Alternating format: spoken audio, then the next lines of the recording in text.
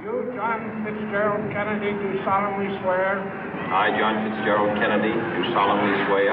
That you will faithfully execute the office of President of the United States. That I will faithfully execute the office of President of the United States. And will, to the best of your ability. And will, to the best of my ability. Preserve, protect, and defend the Constitution of the United States. Preserve, protect, and defend the Constitution of the United States. So help you God. So help me God.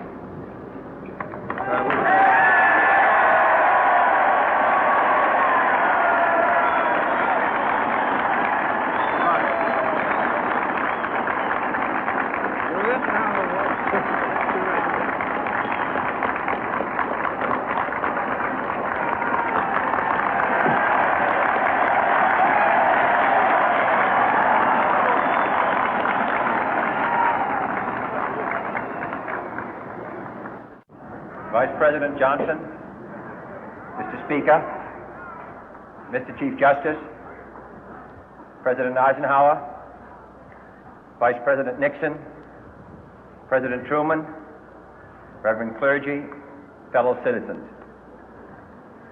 We observe today not a victory of party, but a celebration of freedom, symbolizing an end as well as a beginning, signifying renewal as well as change. For I have sworn before you and Almighty God the same solemn oath our forebears prescribed nearly a century and 3/4 ago. The world is very different now, for man holds in his mortal hands the power to abolish all forms of human poverty and all forms of human life. And yet the same revolutionary beliefs for which our forebears fought are still at issue around the globe. The belief that the rights of man come not from the generosity of the state, but from the hand of God.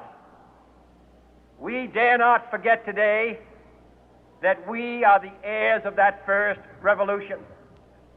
Let the word go forth from this time and place to friend and foe alike that the torch has been passed to a new generation of Americans born in this century, tempered by war, disciplined by a hard and bitter peace, proud of our ancient heritage, and unwilling to witness or permit the slow undoing of those human rights to which this nation has always been committed and to which we are committed today at home and around the world.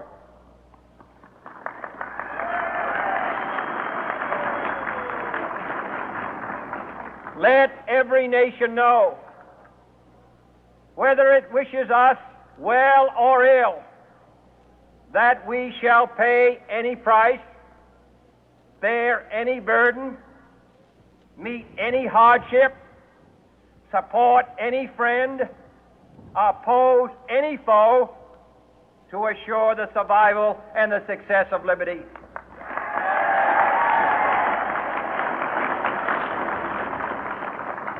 This much we pledge and more. To those old allies whose cultural and spiritual origins we share, we pledge the loyalty of faithful friends. United, there is little we cannot do in a host of cooperative ventures. Divided, there is little we can do, for we dare not meet a powerful challenge at odds and split asunder. To those new states whom we welcome to the ranks of the free, we pledge our word that one form of colonial control shall not have passed away, merely to be replaced by a far more iron tyranny. We shall not always expect to find them supporting our view, but we shall always hope to find them strongly supporting their own freedom, and to remember that in the past, those who foolishly sought power by riding the back of the tiger ended up inside.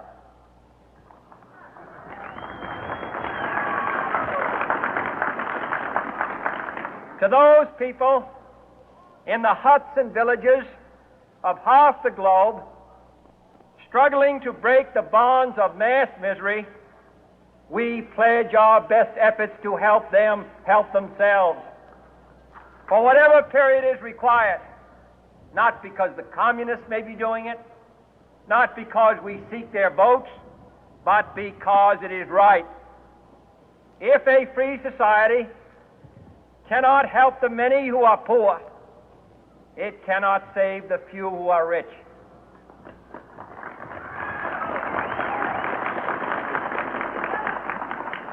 To our sister republics south of our border, we offer a special pledge to convert our good words into good deeds, in a new alliance for progress, to assist free men and free governments in casting off the chains of poverty.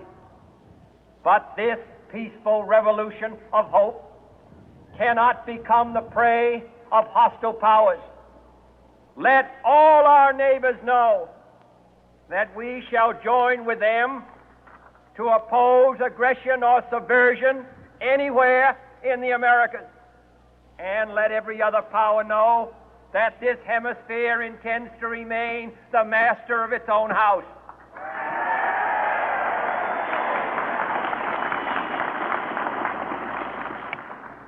To that World Assembly of Sovereign States, the United Nations, our last best hope, in an age where the instruments of war have far outpaced the instruments of peace, we renew our pledge of support to prevent it from becoming merely a forum for invective, to strengthen its shield of the new and the weak, and to enlarge the area in which its writ may run.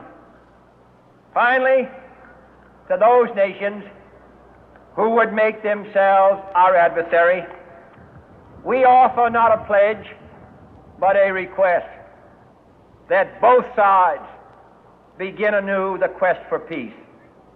Before the dark powers of destruction, unleashed by science, engulf all humanity in planned or accidental self-destruction, we dare not tempt them with weakness, for only when our arms are sufficient beyond doubt can we be certain beyond doubt that they will never be employed.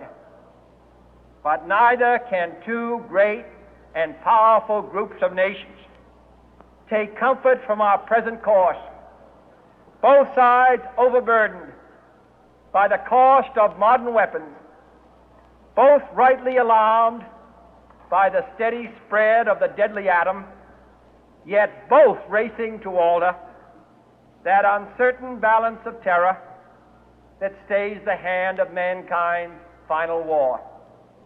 So let us begin anew, remembering on both sides that civility is not a sign of weakness, and sincerity is always subject to proof.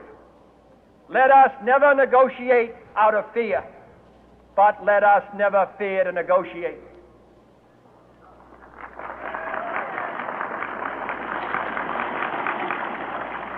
Let both sides explore what problems unite us, instead of belaboring those problems which divide us. Let both sides, for the first time, formulate serious and precise proposals for the inspection and control of arms, and bring the absolute power to destroy other nations under the absolute control of all nations.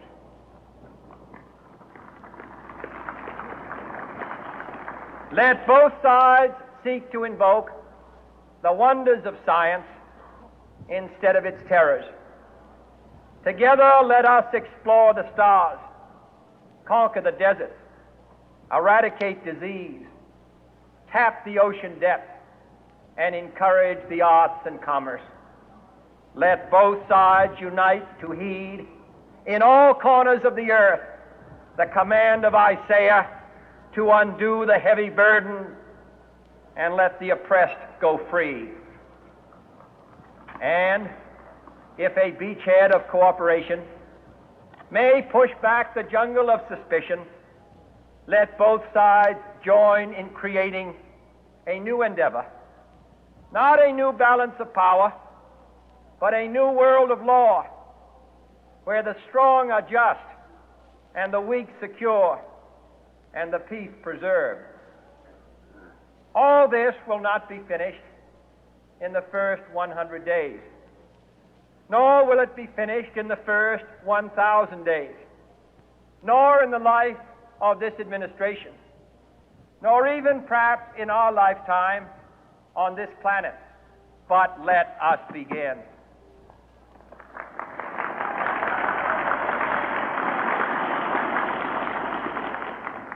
In your hands, my fellow citizens, more than mine, will rest the final success or failure of our course. Since this country was founded, each generation of Americans has been summoned to give testimony to its national loyalty. The graves of young Americans who answered the call to service surround the globe. Now the trumpet summons us again, not as a call to bear arms, though arms we need, not as a call to battle, though in battle we are, but a call to bear the burden of a long twilight struggle, year in and year out, rejoicing in hope, patient in tribulation, a struggle against the common enemies of man, tyranny, poverty, disease, and war itself. Can we forge against these enemies a grand and global alliance, north and south, east and west, that can assure a more fruitful life for all mankind? Will you join in that historic effort?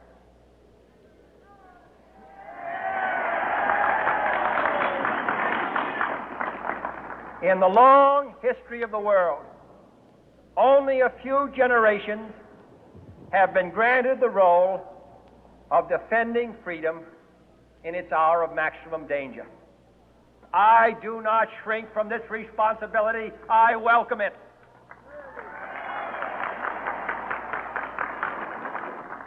I do not believe that any of us would exchange places with any other people or any other generation.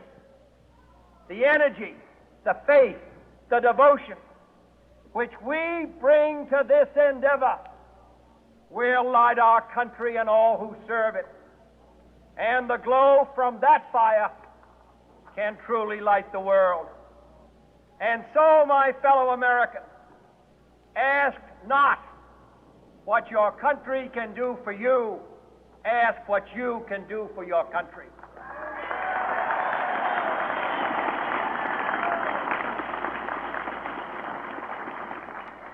My fellow citizens of the world, ask not what America will do for you, but what together we can do for the freedom of man.